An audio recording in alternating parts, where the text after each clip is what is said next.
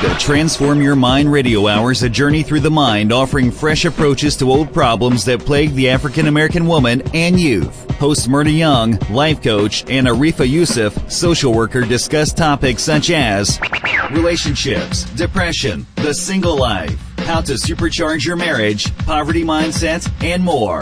Tune in every Wednesday at 5 p.m. and transform your mind to transform your life. Welcome to the Transform Your Mind to Transform Your Life radio hour and podcast. I'm your host, Coach Myrna Young, and in the co-host chair today is Arifa Youssef Mortley, mental health counselor, registered social worker, and founder and director of Lifted by Purpose. Hello, Arifa. Hello, how are you, Myrna? I am doing excellent. Always happy when we are on the radio helping others live their best lives now. Awesome. So before we go any further, I want to give a shout out to our sponsor today, Columbus Financial Coach. Are you in a deep hole of financial depression with nowhere to turn for help? Constantly being harassed by collection agencies? Then visit Columbus Financial and Success Coach at www.columbusfinancialcoach.com. All right, so our topic today is how to ask for a raise, a promotion, affection, or anything else you need in life. And my inspiration for this topic today is a book I was reading. Like if you guys are regular listeners, you know I am an avid reader. I read, I listen to podcasts. I'm constantly upgrading myself and learning because that's what makes me happy.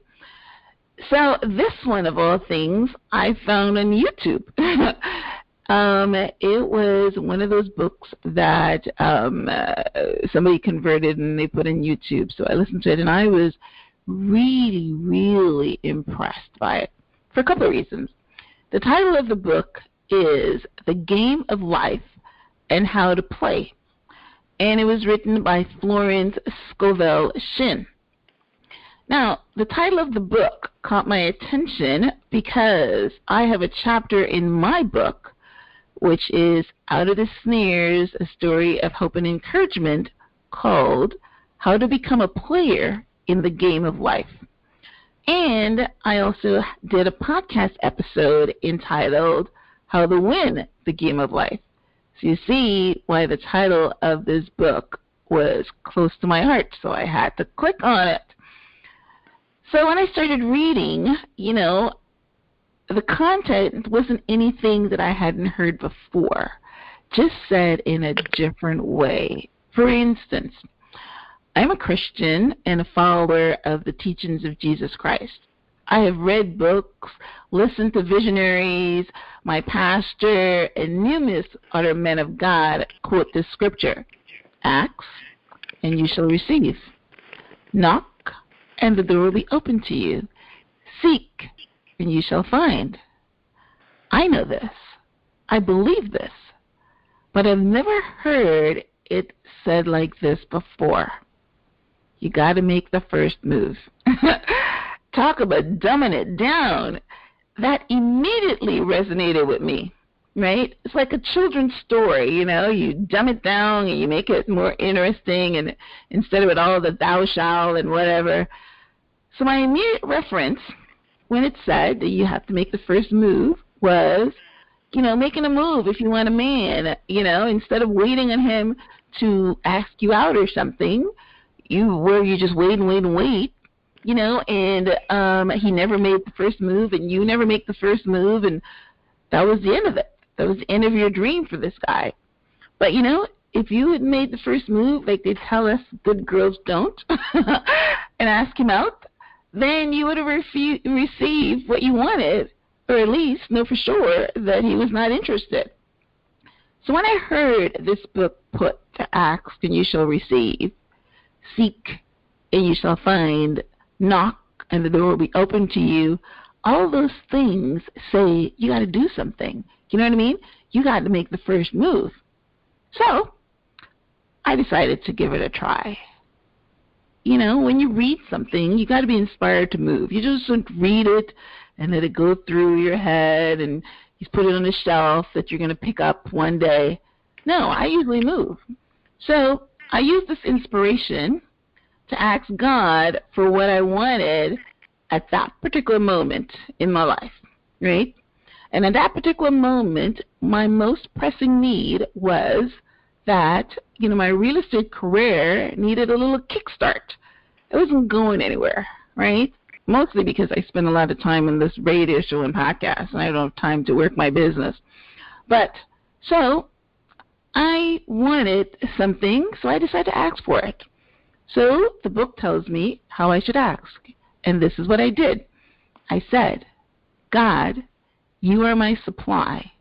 Let everything that is mine by divine right be manifested to me now. I ask you for a lead. I am knocking at the door, Lord. Let who I seek be seeking me. Amen. I made the first move. I asked. And guess what? God answered immediately. Just like he said, you know, his word does not come back void. The next morning, I woke up at about 5 a.m., you know, and normally when I wake up that early, I do pick up my phone and I go to YouTube and I meditate and it puts me back to sleep. But this particular time, I decided to scan Facebook. Don't normally do that. But I did, and the first thing that popped up in my feed was this guy that had a video showing a property that a 200-unit complex.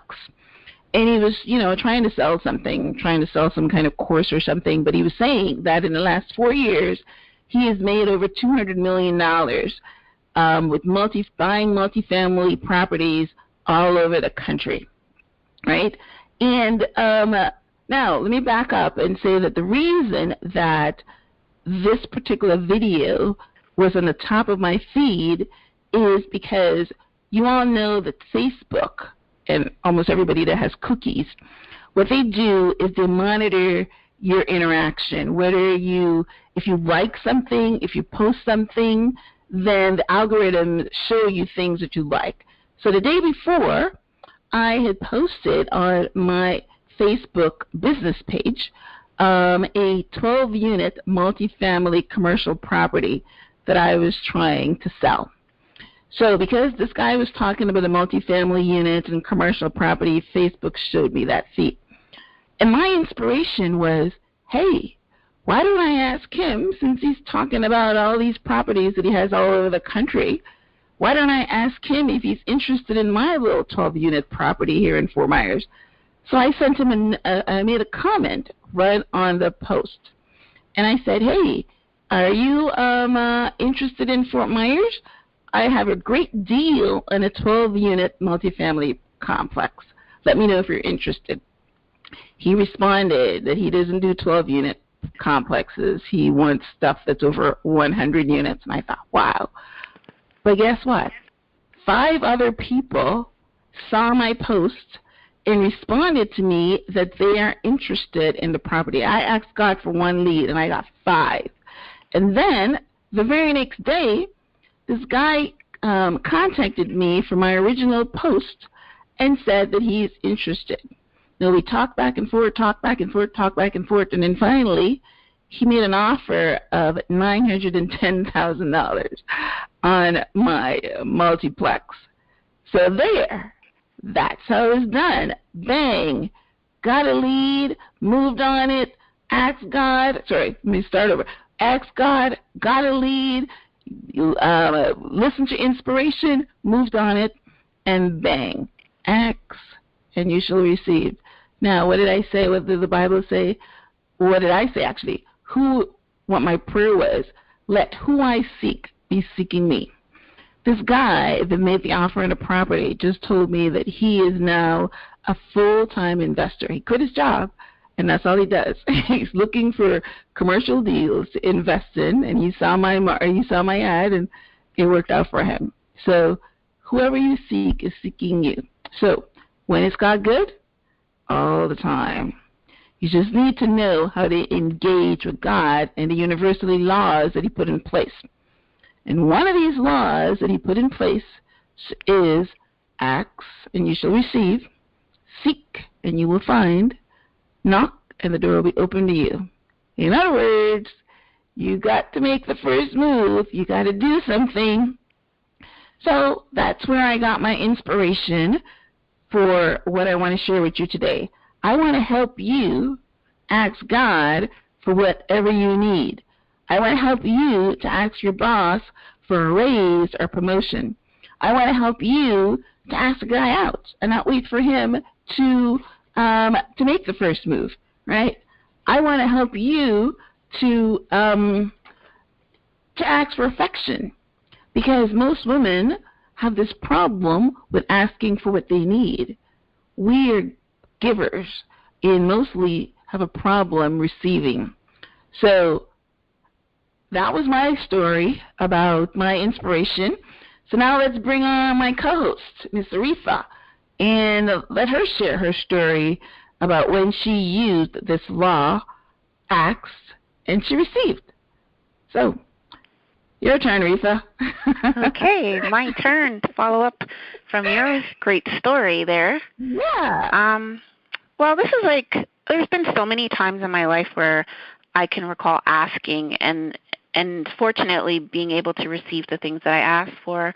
But I recall specifically a time when I was younger, and I just got into the field and I was doing great work. At least I thought it was great work.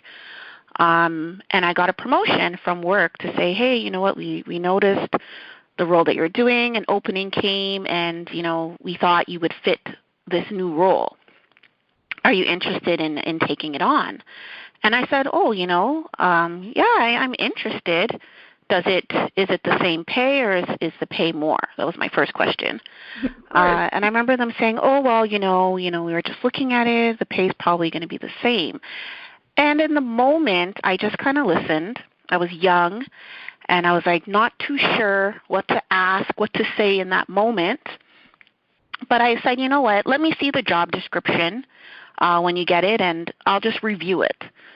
So they sent me the job description of the new role. I looked it over, and I remember I started highlighting it. I highlighted all the new roles, or all the new tasks, I should say, that were present in it, and I compared it to my last job description. And I said to myself, wow, there's a lot of new things in here, a lot of new things for the same pay. Yeah. But they're confident that I can do this. So I remember I sat down with myself and I really started to make notes. I made notes around all the things that I brought to this position that I felt they realized, and then I wrote down all the things I could add to it. And then I asked for a meeting. I asked for a meeting with the director at that time, and I sat with her, and she said, hey, you know, did you look over the job? You know, do you have any questions? I said, yeah, you know, I have a few questions. I said, I highlighted a few things. I think she was a little surprised by that. I said, I highlighted a few things, and I said, you know I've been here I think I was there for at least 3 years at the time. And I said, these are all the things that I've been able to accomplish. You know, I've brought on new partnerships. You know, I have a huge client list. I've brought in events and speakers that we've never had before. And all of this takes a lot of time, but there's some new roles. I'm supposed to manage teams, and so it's more than myself now. I'm managing teams, placement students. I'm expected to bring on new partnerships. And I said, I feel that I deserve more pay for this. And she sat down, and she kind of looked at me. And I said, well, you know, when you started out, I brought up, because I had done some research. And I said, I remember when you started out, you were in this role, and then you moved up, and you took on a lot of you took on a lot of professional development opportunities. And I'm like, every year I take on professional development opportunities myself. And so when I came in, I might have been green, but now, I'm a flower. I'm blossoming. I have a lot of new knowledge. You actually said that, or you actually told her that? Yeah, I told her. I came in green, but now I'm a flower and I'm blossoming. Nice. And I have so much more that I can offer, but I can't within this price point. I researched some other organizations and what the pay was for a similar job. And I showed her and I said, this is the asking rate around for this. This is a place that I'd like to grow. But at the same time, I really want, to be valued for my time and the work that I've put in. And she looked it over. She smiled. And she said, I'm going to speak to I'm going to speak to HR about this. Mm-hmm. And then the next day I got an email, and they said, you know what?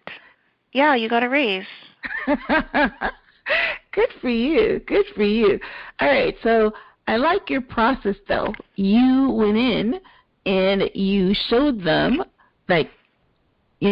first of all, they're trying to give you a promotion, a lateral promotion, and you showed them that the fact that you're going to be doing more things, right? And then you didn't just stop there, hey, you know what, I'm doing more things, I have more responsibilities, I should get more pay. But you showed them your history and your work. It's almost like a review that you did to show them your worth.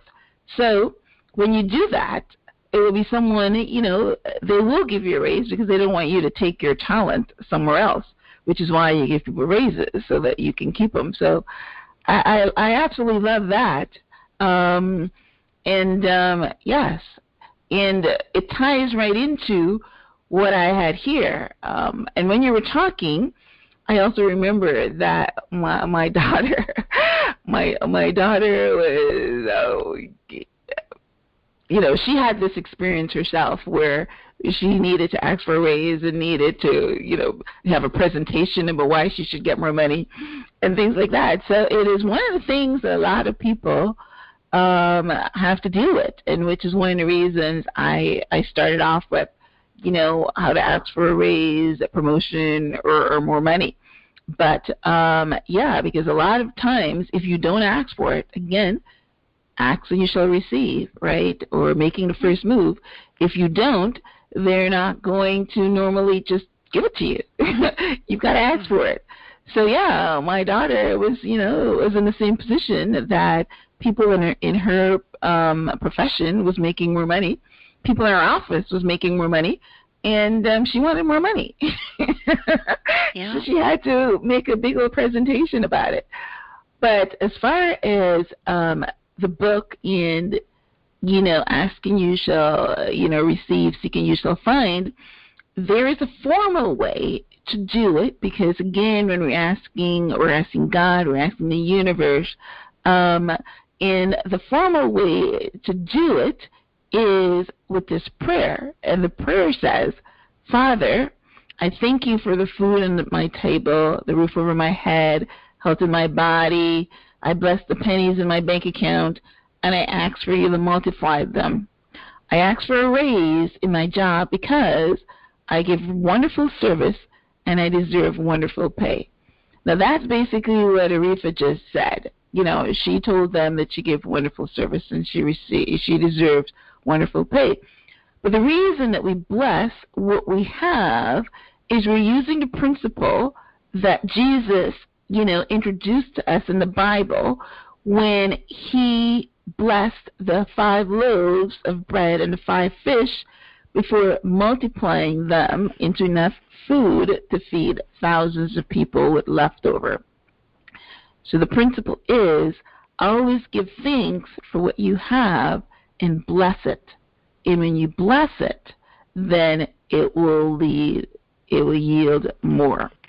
The other thing that I want to, comment on here is a lot of times when we have lack in our lives, we concentrate on the lack. It is a normal thing to do. I mean, if you bang your foot or your foot is hurting, then, there's very few people that's going to ignore it. So if you've got lack, you're hungry, you can't pay your bills, you don't have love, or whatever it is that you lack, it's very easy to focus on the lack. But what happens is whenever you concentrate on lack, you attract more of it. You attract more lack. So, the spiritual way to do it, and I know it takes practice, and it takes, a form of a mindset, is that you got to be grateful, which is why my prayer said that be grateful for whatever you have, whether it's a roof over your head or health in your body, or you've got some food on the table, you're not starving. There's something that you can be grateful for. There's one time I used to do a gratitude meditation or gratitude in the morning because, a lot of people do that because, whenever you're grateful for what you have, then you're not worrying about what you don't have. You can't have the two of them in the same space. You can't be, suffering from lack and being grateful. So one trumps the other. It was like light trumps darkness. So that's good. We started off with, the big one, asking for a raise, asking for a promotion. I like that Aretha, put both of those two together with the raise and the promotion, because that's basically, how it happened. So let's take our first break, and then when we come back, we're going to go through all the other acts. So don't go anywhere. We'll be right back. Are you in a deep hole of financial depression with nowhere to turn to for help? Constantly being harassed by collection agencies? Then Columbus Financial is here to help. Get the financial freedom that you deserve. Visit Columbus Financial and Success Coach today for help on financial planning, money management, debt management, credit repair, credit consulting, financial life coaching, and success coaching. Let one of our financial experts help you today. Get your financial and personal life back in perfect alignment. Visit our website at www.columbusfinancialcoach.com.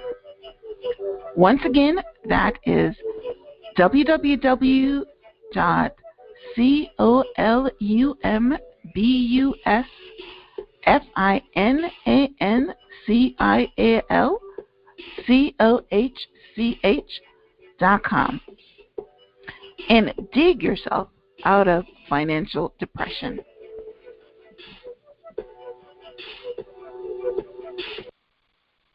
Welcome back to the Transform Your Mind to Transform Your Life Radio Hour and Podcast. I'm your host, Coach Myrna Young, and in the co-host chair is a social worker and mental health counselor, Ms. Aretha Yusuf Mortley. And today we are talking about asking, how to ask for a raise, how to ask for promotion. Now we're going to go on to how to ask a guy out. We are really focusing on anything you want, you got to make the first move. You just can't just sit around and hope for it to come to you, by osmosis or something. You got to make the first move. You got to ask for what you want. You got to knock on the door. You got to seek. Those are the things that the Bible says you need to do. That's a law of the universe. And basically what it says, if you do it, you will get what you want. Hey, it can be proven. I mean, you might have to ask several times, but in the end, you're going to get it. So we're going to move on now to how to ask a guy out, right? I've actually probably never done this because I'm from the old school where good girls don't do this, but, Aretha is, and my son is, the millennial generations. And I remember when my son was younger, the girls would be calling him and knocking on the door. They have no such qualms about wait on the guy for the first move kind of crap. That went out the door. So, so the first thing I would say is people like people who are most like them, right? So, if you're going to ask a guy out, you first have to have like a commonality, right? What do you guys have that's in common, right? Because, before you ask him out, you've got to do some work and find out, what he likes. If I were to ask my husband out, he likes a couple of things, movies and football. So, I can put the dinner in there or something like that, but, I know him. So if I'm going to go ask him out, then those are the things that he likes. So, sports is one thing, dinner and movies, if someone likes movies, if they, they just want to go, you're not going to ask a guy to go walk on the beach kind of thing. That's later on. But that's what you find out what he likes, and then you ask him out. But before you do the physical act of asking out, you've got to do the internal work. And the internal work is imaging. Because whatever a man images, sooner or later externalizes in his affairs.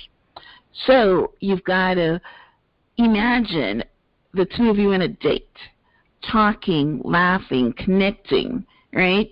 And then you say the prayer, Infinite Spirit, open the way for the divine design of my life to manifest. The perfect plan includes love and a perfect self-expression. So yeah, there's some work that you got to do internally before you prepare yourself to make sure that when you ask him that you will receive, right? So, Arifa, you got anything on that one? How have you ever asked a guy out, and how'd it go? I have to think way back. Way back.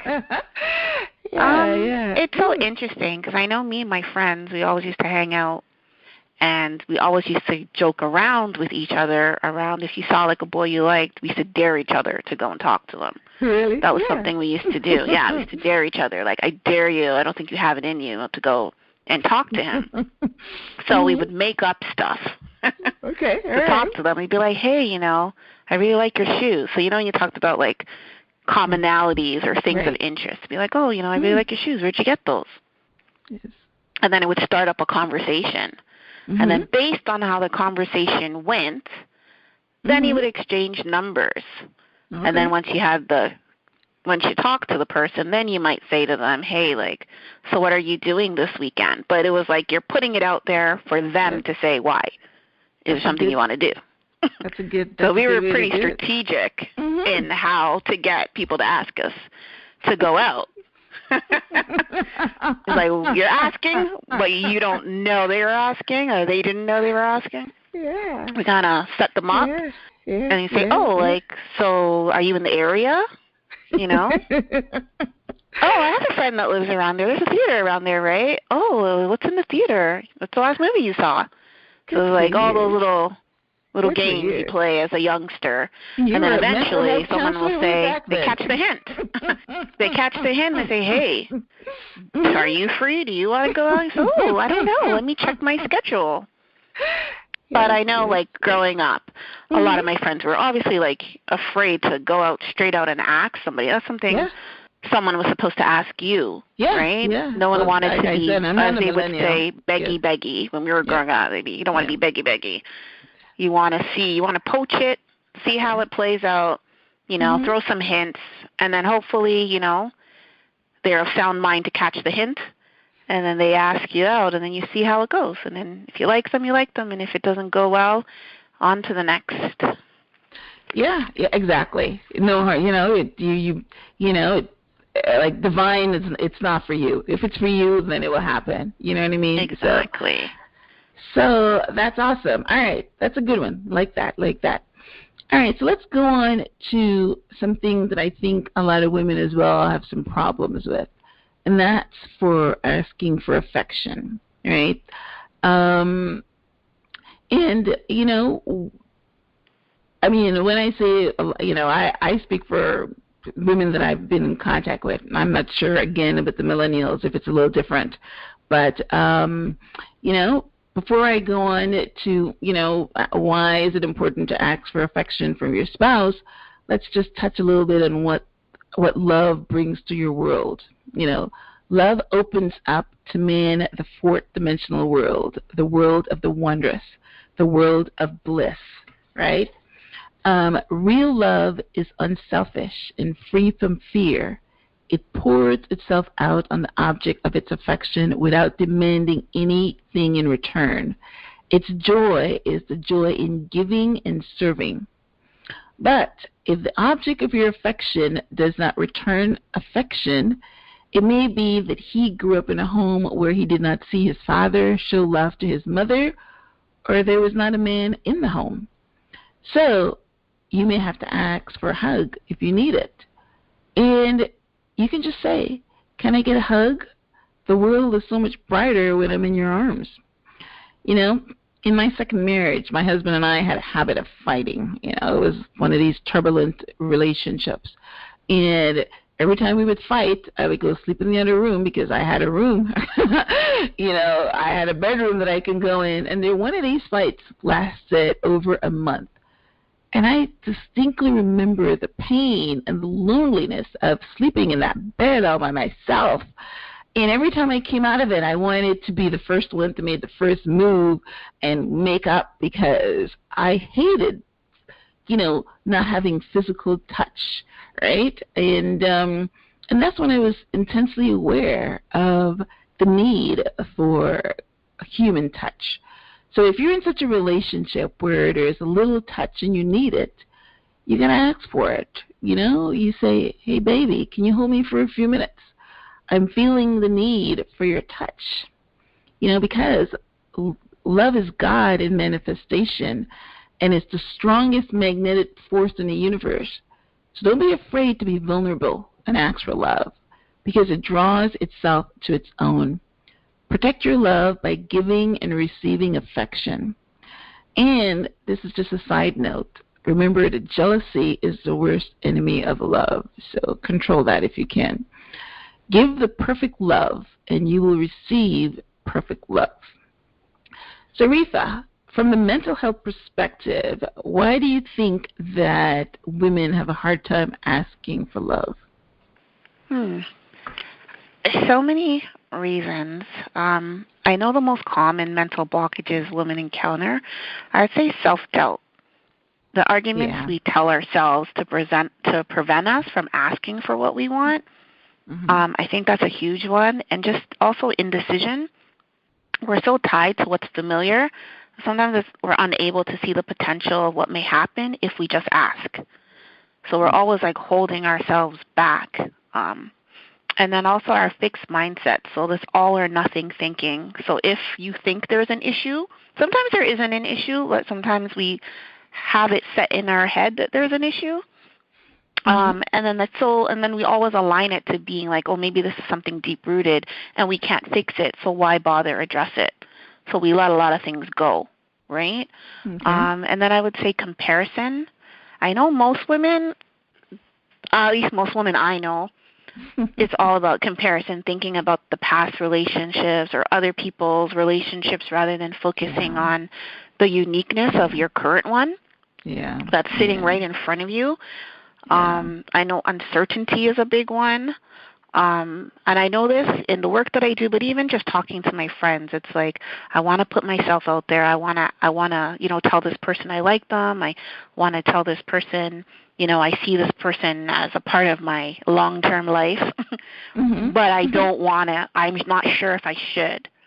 They're always I'm not sure if I should. I don't know if I'm wasting my time. I don't know what their agenda is. I don't want to tell them what I'm thinking about in fear that the person may see rejection or run away from me, think I'm moving too fast, or I'm pushing them, and I don't want to rock the boat. So I'm just kind of sail. for the moment. Right, so I know a lot of women mm-hmm. do that as well. And then even just belief systems, the men should lead and women should follow. Yeah.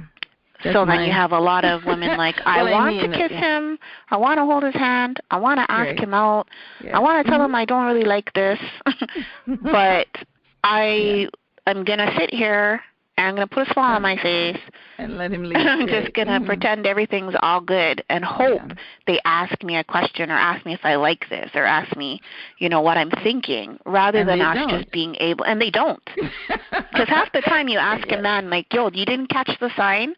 What sign? Why didn't you just say it? Say what's on your mind, Yeah, you're quiet. Maybe you want to be alone. It's like a lot of us, we hold a lot of things inside, and, and even just like watching, just like stereotypes of how like a woman should be, sometimes that plays a role in us being able to be open and honest and be assertive in asking for the things that we want, or or laying out questions that we have without feeling like we're nagging somebody.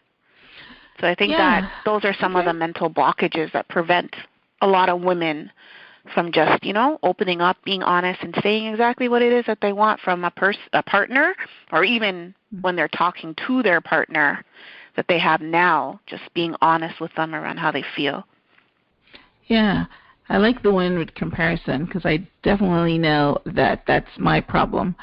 Hey, why do I need to ask for love? My ex-boyfriend or whatever used to hug me all the time. I used to have to beat him off of me. You know what I mean? So, what do you mean you want to be alone? A lot. What do you need to be alone for? You should be happy with you got a wife trying to hitch up with you. What do you mean you want to be alone? Exactly. Exactly. Comparison. That's definitely a big one. All right. So, of course, you always do a great job when I ask you a question. Love it. Love it. All right. Now, the last acts that we are going to touch on today is the one, again, that, I picked out the big ones. I picked out, we can ask for a lot of stuff, but I picked up the ones that I think that we as women have the most trouble with. And again, we can only go from our personal experiences, whether, personal attaining to us or, our circle of influence. And to me, this is one that I know that me, for instance, have a hard time asking for help, have a hard time receiving. I'm usually a giver, and I think that most women would fall into fall into that category where they have a hard time, asking for help if they're on some hard time. So how do you think, from somebody that, from a mental health perspective, or social worker, I should say, because in social work, a lot of times you're working with people that actually do need help, and they've asked for it, and that's why you're in their lives. So, when you're experiencing lack or experiencing some kind of circumstance that you're, and you need to ask for help, how do women, get their arms around that? Well, first I think with a lot of women, some of it's cultural too, right? So I know in working with a lot of women, sometimes they'll say, I grew up where you don't ask for help. The only people you tell your problems to is your family. You don't share anything outside of the home. Okay. So then when they do need help with other things, it's almost like the humility, right? Where it's like, I don't know how to ask because I haven't been raised to ask for help. Mm-hmm. We've been raised to figure things out on our own or keep it within the confines of your home. Mm-hmm.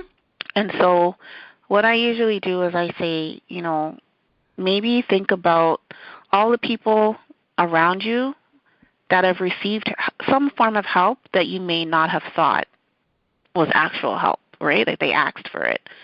So usually I'll say, coming, if they came from another country, like coming to this country, did your parents have to ask somebody to bring them over? Mm-hmm. Did they have to call the government and ask like questions just to prepare themselves, to come over. And they'll say, yeah. And I say, well, then they were asking for help, right? Yeah. And then like the 6 degrees of separation is one that I use too. So I'll always give the example of when you're at work, think about all the ways people got where they were. They had somebody help them with their resume. They asked a question in class that supported them later. They went online and looked for stuff. Maybe they went in a little chat box and asked a question. But either way, they've done something to gain help. And then once they begin to open up, I just say, when you're asking for help, don't think of it as this big, outlandish, scary question. Think about a reasonable request, right? Tell yourself that you're worth it. Write down the basis for what you're asking and be honest with yourself. And then take your needs and whoever the other person's needs are into account and begin to build your confidence around using self-talk or affirmations to lead you up to the ask. So the biggest thing I always say is, what is the ask? Like, what do you need? What are you trying to ask for? Because once you can determine that, it makes it a little bit easier to then go about the request for it. But first you have to know yourself, what is it that I need? What am I asking for? Because if you just go out and ask, of course it's overwhelming. Because sometimes we get wrapped up in our words, and then the one assertive response ends up to a passive response. And then we don't. And then if the person's not understanding us, becomes an aggressive response. Yeah. So yeah. I always say, practice with yourself being assertive. Ask for small things. So sometimes I do role play, and I'll say, ask me for a pen. Something simple. Okay. Just ask me for a pen assertively. Like, can I borrow the pen? Because some people are passive even when you ask them. Just ask for the pen. They'll be like, is it okay if I borrow the pen? Rather than being like, hey, I would like to use your pen. I will give it back to you when I'm finished. So I usually say, practice small requests first, and then lead up to what are requests that you actually want. And what is the benefit to you, once you're able to ask it? Is it getting it off your chest and just seeing, like, are you going to get it or not? Or are you, like, leading because you just want the person to know that ask is there, you know? Yeah. Well, that's pretty good. Again, I love the fact that, it's everything is practice, because there's a lot of times when, if you wait until you need something really big, and you've got to ask for it, and you can't bring yourself to ask for it because to you it's like begging, and you're not a beggar. You've got all this type of pride and all that. But I love it when you build the culture of learning to ask for little things. Put your mouth in order. I want a pen. I want some water. Something that you don't really care if you don't get, but you're just practicing. When you really need that big help, your lights are out, you got enough food in the fridge, you know what I mean? I was listening to this story the other day about this woman that was saying that she had this really, her husband and their kids were almost, they have no money. They were like almost starving, no money in the bank, nothing, and they were really struggling. And her husband decides to leave her. He decides that he was going to go leave her, and then leave her with her and the kids and no money. And, it sounds like she was living in Alaska, because it was like a really cold place. And, her car heater broke down, and she had to take the kids to daycare or school or something. But she told this really depressing story about lack and need and wanting, you know what I mean? And you're listening to it, and it's so how do you ask for help? If you're in a position like that, who do you go to? Who do you ask for? Hey, I'm freezing to death here. I can't get my kids to school, no heater or something like that. That's a need. In fact, that is why I hear that in Canada that the FPL doesn't even turn off if you can't pay your your gas or something, they don't turn it on because your pipes can freeze, you can freeze, So things like that. Those are something where, you got to go ask your church, your mayor or whoever. You go ask somebody, and you get help. And she didn't talk about asking for help. She just suffered through it. But so many people just stay stuck. Yeah. They just stay stuck because they're afraid of what the response will be. Yeah. And then you have to sit there and think, but what if the response is what you need? Yeah. Right? Yeah. And there's no harm in asking. A lot of my clients are very afraid to, even they'll call me and they'll ask me, they'll say, hey, miss, you'll come out passive. You just hear it coming in. Oh, miss, you busy? It's like, Yeah. What is it that you need? Yeah. Oh, I'm not sure. I don't want to ask you. I don't want to bother you. Yeah. And it's like, okay, you took the one step of calling. It doesn't hurt to ask. Mm-hmm. And then they'll ask me, and it's like the request. It's like, yeah, that's reasonable. I could do that. I may not be able to do it today, but I can do it tomorrow. And they'll be like, oh, wow, I thought you were going to say no. No, right. And it's like, why? Yeah. But it's their own errors of thinking. It's their own self-doubt. Yes. Yep. Like, can you imagine how long it took them to make that call to ask? Right. And then even when they're on there, they're still hand on high, and they still don't want to do it. Yeah. Yeah. Pride. And then once the request is made and it's reasonable and it can be done, you feel the sigh of relief. Relief, right. And I say, so this is something you should do more often. What other things do you have that you want to ask that you're not asking? You have a bill coming up, you don't have the money for it. I say, so call and ask if you can pay in a week. Yep. The most they're going to say is no, but they want their money. They're most likely going to say yes. Yeah. Or do a payment they're still plan getting or the money. Right. Yep. They're just getting it a week late. Yep. It's very true. So I'm glad we covered it. This is, life we're talking about here, and we're, we're sharing some ways that, if you have an aha moment as you're listening, then it maybe gives you some, courage, because that's another thing you need, courage, especially if it's for your kids and not necessarily for you. You put that pride aside and you ask. You ask for help, right? You ask for affection if you're in a marriage and your husband doesn't wants to ignore you. You ask, even if he says no, you still ask, right? So you see that guy, you're single, you see that guy every day, and you're waiting for him to ask you out, and, he's not asking you out, like Aretha said, beat around the bush and drop some hints, and, there's ways to do it. There's lots of ways to do it.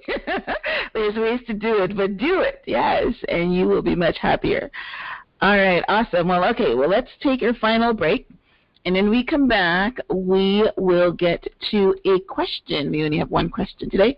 And Reefer and I will answer that. And so don't go anywhere. Maybe this question is something that can help you out. So don't go anywhere. We'll be right back. Are you in a deep hole of financial depression with nowhere to turn to for help? Constantly being harassed by collection agencies? Then Columbus Financial is here to help. Get the financial freedom that you deserve.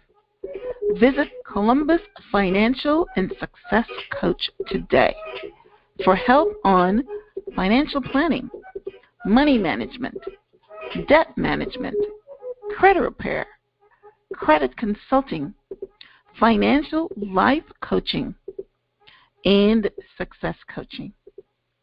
Let one of our financial experts help you today. Get your financial and personal life back in perfect alignment. Visit our website at www.columbusfinancialcoach.com. Once again, that is www.columbusfinancialcoach.com.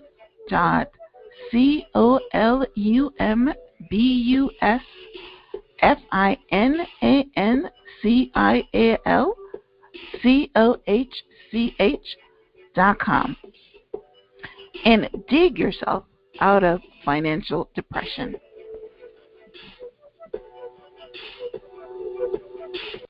Welcome back to the Transform Your Mind to Transform Your Life radio hour and podcast.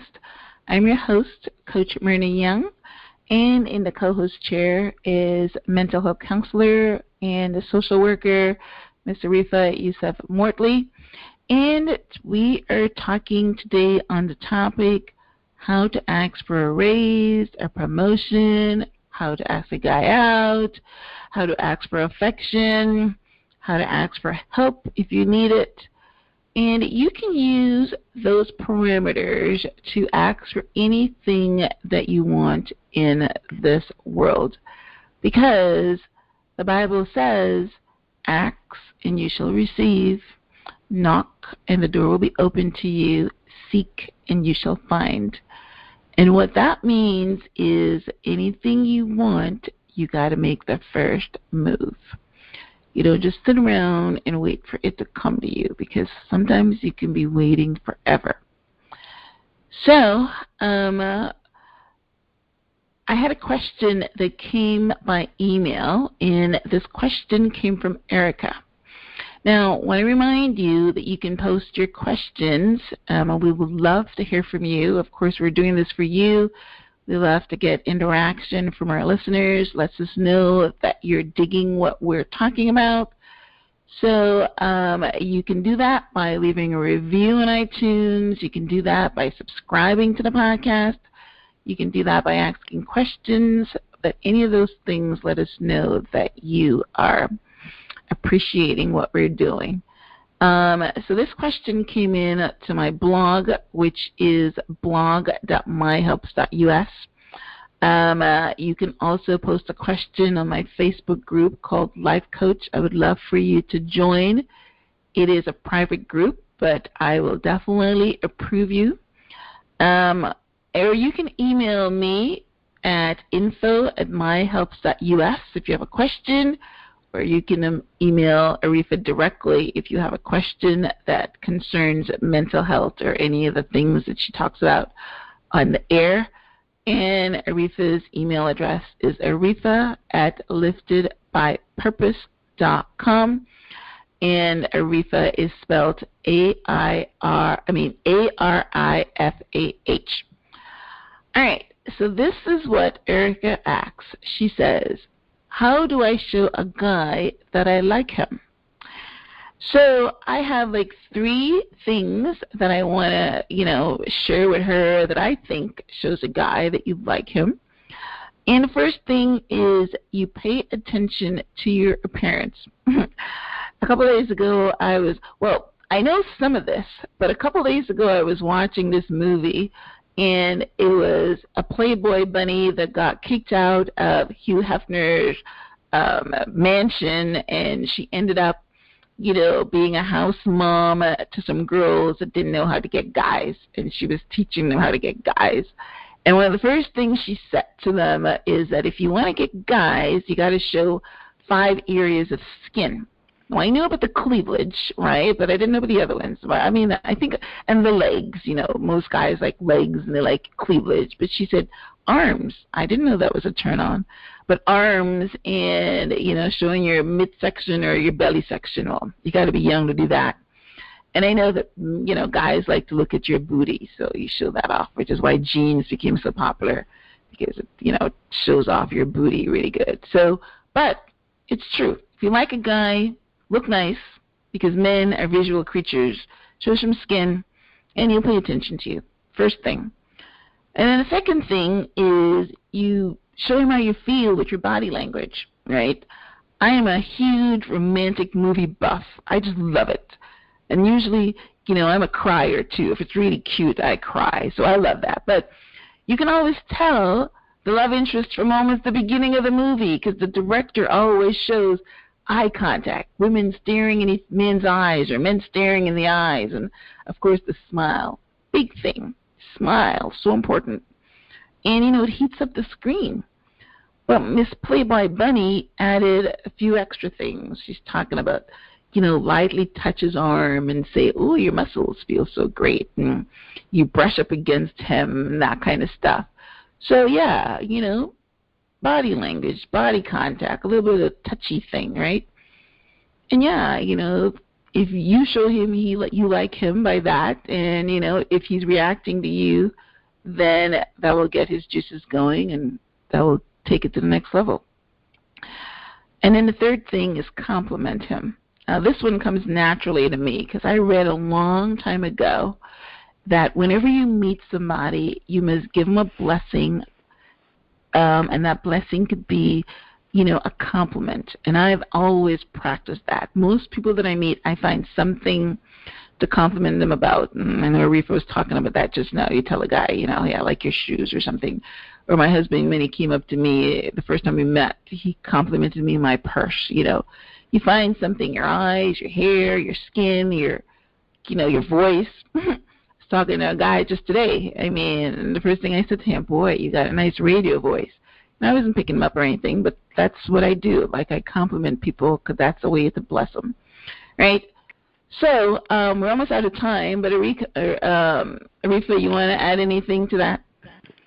I agree with a lot of what you said. I know I could add, obviously paying attention to their interest and making small gestures. So an example could be you see, they're into writing or they're into journaling, and then you go out and you buy them a little book. Like sometimes you don't want to spend a lot of money, but that's not a lot. You can go to the dollar store, you get a nice little journal, a nice little pen, and you're just showing, I've noticed something, I'm paying attention to it, and I want to support the things that you're doing. I know I did that with your son. What did you buy him? The first gift I ever bought your son was, I noticed he liked shoes. He liked exclusive stuff. And I remember I saw these shoes. They were like a Spider-Man edition, these Nikes or something. And it wasn't a small gift, I'll tell you that, but it was a memorable gift. And I remember I saw it and I said, you know what? He'll really like these. These are exclusives. He likes exclusives. And I picked them up, but I packaged it really nicely. And I think that's what really got him, was more the packaging. And I put a little card in it. And I remember him looking and saying, "No one's ever done anything like this for me before." Well, you have... Yeah, and I think that got his attention. Yes, it would. Or if I were, my husband is a big Cowboy fan, if I were to, buy him tickets to the Cowboys or something like that. But yeah, you're right. Well, something is very interesting, but, my son has always been, the shoes is the window to his heart, and food, I guess. I don't know, but and hats. He cooks himself. True. But I remember when he was young, that kid will wait a whole year to get like the top shoe. He wouldn't wear the knockoffs, or he wouldn't wear anything he doesn't want. And he would wait for his birthday because that's like the only time he would get it. And he would wait all year because shoes was his thing. So I'm glad that you picked up on that right away. The way to his heart is through nice shoes. Nice. Shoes, hats, and going places he never thought about. He likes adventure. Yeah, so I remember I took him to see a play. I took him to see Cirque du Soleil, and I took him to see another play. And he was like, "Wow, I've never done this before, but I really like it." Yeah.